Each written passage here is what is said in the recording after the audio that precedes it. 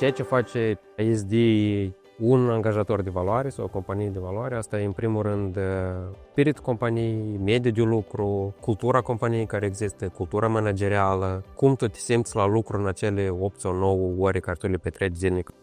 O atmosferă plăcută în echipă, în companie în general, presupune faptul că vin cu plăcere la birou, mă înconjoară colegi care este ușor să lucrez în echipă, cu care este plăcut să duc o conversație.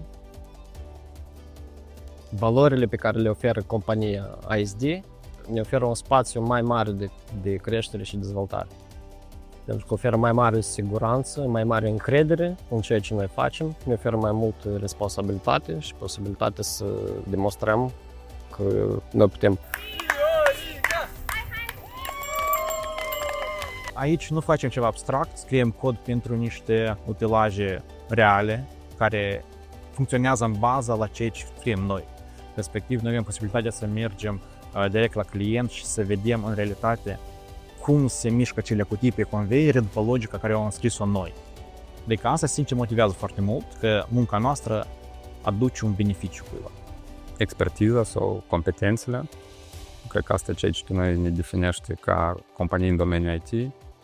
Asta e ceea ce adaugă sau este valoarea pe care noi o propunem clienților noștri, a fi dedicați unor ambiții și unor rezultate. Fiecare angajat tinde spre aceea să fie cât mai sincer, cât mai onest în relațiile atât cu compania cât și cu colegii săi.